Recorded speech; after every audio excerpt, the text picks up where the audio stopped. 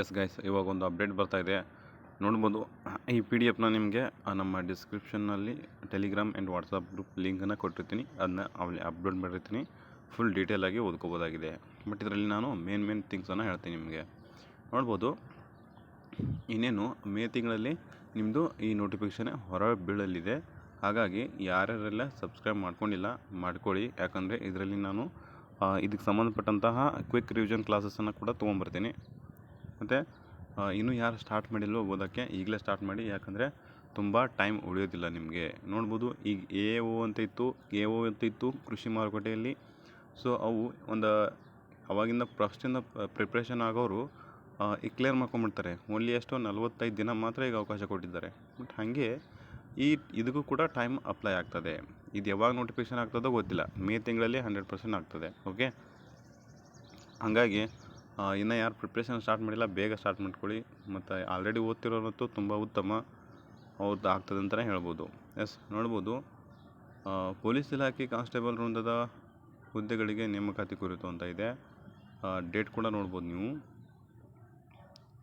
ಕರ್ನಾಟಕ ರಾಜ್ಯ ಪೊಲೀಸ್ ಇಲಾಖೆಯಲ್ಲಿ ಕಾನ್ಸ್ಟೇಬಲ್ ವೃಂದದ ಹುದ್ದೆಗಳು ಈ ಕೆಳಕಂಡ ವೃಂದ ಮತ್ತು ನೇಮಕಾತಿ ನಿಯಮಗಳ ಅನುಸಾರ ನೇಮಕಾತಿ ಮಾಡ್ಕೋತೀವಿ ಅಂತೇಳಿ ಕೆಲವೊಂದಿಷ್ಟು ಚೇಂಜಸನ್ನು ಮಾಡಿದ್ದಾರೆ.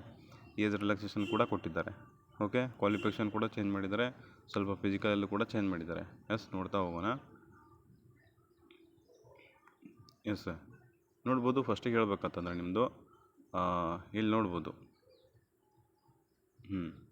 ಏಜ್ ರಿಲ್ಯಾಕ್ಸೇಷನ್ ಅಂತಂದರೆ police constable, civil men and women including wireless and finger print for direct recruitment. ನೋಡ್ಬೋದು, minimum and maximum age direct and men and women ಇವರಿಗೆ ಅದರ್ಸ್ನಲ್ಲಿ 18ರಿಂದ 28 ಇದೆ. ಆಮೇಲೆ SC STಗೆ 18ರಿಂದ 30 ಇದೆ.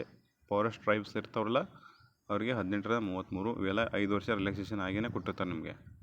ಇನ್ನು ಯಾರು ಈ ಏಜ್ ರಿಲ್ಯಾಕ್ಸೇಷನ್ ಗಡಿಯಲ್ಲಿದ್ದೀರಿ ನೋಡಿ, ಆರಾಮಾಗಿ ಅಪ್ಲಿಕೇಶನ್ ಹಾಕೋಬೋದು. ಇದು ನಿಮ್ಮ ಲಾಸ್ಟ್ ಏಜ್ ಆಗಿರ್ತದೆ. ಮತ್ತು ರಿಲ್ಯಾಕ್ಸೇಷನ್ ಕೊಡಲ್ಲ.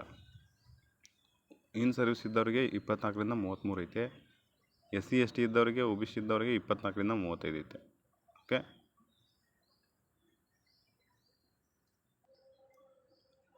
ಎಸ್, ನೋಡ್ಬೋದು, ಆರ್ಮ್ಡ್ ಪೊಲೀಸಲ್ಲಿ CRDR ಅಲ್ಲಿ ಕೂಡ ಅದೇ ಏಜ್ ಅಪ್ಲೈ ಆಗ್ತಿದೆ. ಅದರ ಜೊತೆಗೆ ನೀವು ಎಜುಕೇಷನ್ ಕ್ವಾಲಿಫಿಕೇಷನ್ ನೋಡ್ಬೋದು. CRDR ಅಲ್ಲಿ ಮೊದಲು 10th ಇತ್ತು. ಓಕೆ, CRDR ಮೊದಲು 10th ಇತ್ತು. ಇವಾಗ ಸದ್ಯಕ್ಕೆ ಏನು ಮಾಡಿದ್ದಾರೆ ಅಂತಂದರೆ ಇಲ್ಲಿ ನೋಡ್ಬೋದು, ಈ CRDRನ್ನು PUC ಇನ್ಸ್ಟೆಡ್ ಆಫ್ SSLC ಅಂದರೆ SLC ಜಾಗಕ್ಕೆ PUCನ ಆ್ಯಡ್ ಮಾಡಿದ್ದಾರೆ. ಓಕೆ, ಇನ್ಮೇಲೆ ನಿಮ್ಮದು ಕ್ವಾಲಿಫಿಕೇಷನ್ ಏನಿರಬೇಕು, PUC ಆಗಿರಬೇಕು. ಓಕೆ, CRDRಗೆ ಅದೊಂದು ಚೇಂಜಸ್ ಆಗಿದೆ. ಓಕೆ, ನೆಕ್ಸ್ಟ್ ಇವೆಲ್ಲ ಮೆಡಿಕಲಲ್ಲಿ ಸ್ವಲ್ಪ ಚೇಂಜಸ್ ಆಗಿರ್ತವೆ. ಓಕೆ, ಈ PDF ಕೊಟ್ಟಿರ್ತೀನಿ ನಿಮಗೆ. ನೀಟಾಗಿ ಕ್ಲೀನಾಗಿ ಕೂತ್ಕೊಂಡು ಓದಿದ್ರೆ ನಿಮಗೆ ಅರ್ಥ ಆಗ್ತದೆ. ಓಕೆ, ಇನ್ನು ಸ್ಪೆಷಲ್ ಪೊಲೀಸ್ ಫೋರ್ಸ್ ಅಂತ ಕರಿತೀವಿ, KSRP, special reserve police force Karnataka. 18ರಿಂದ 28, 18ರಿಂದ 30, 18ರಿಂದ 33 ಎಲ್ಲ ಕೂಡ ಸೇಮ್ ಏಜೇ ಇರ್ತದೆ.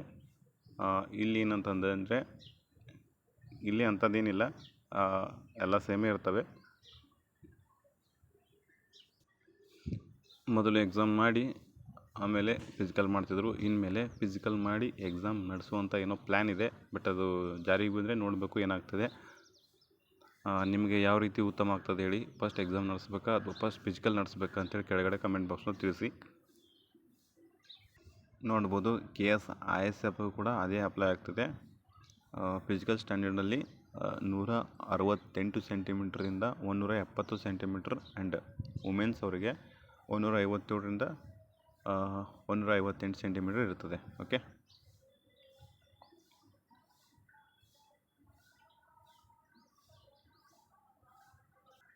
ಇದಿಷ್ಟು PDFನ ಸಾರಾಂಶ ಆಗಿರ್ತದೆ. ಸೊ ಮೇನ್ ಪಾಯಿಂಟನ್ನು ತಿಳಿಸ್ಕೊಟ್ಟಿದ್ದೀನಿ. ಇನ್ನೂ ಡೀಟೇಲಾಗಿ ಓದೋರು ಸೊ ಕೆಳಗಡೆ ಡಿಸ್ಕ್ರಿಪ್ಷನಲ್ಲಿ ಲಿಂಕನ್ನು ಕೊಟ್ಟಿರ್ತೀನಿ PDFದು. ಹೋಗ್ಬಿಟ್ಟು ಟೆಲಿಗ್ರಾಮ್ ಆ್ಯಂಡ್ ವಾಟ್ಸಪ್ಗೆ ಜಾಯ್ನ್ ಆಗಿ. Thank you guys.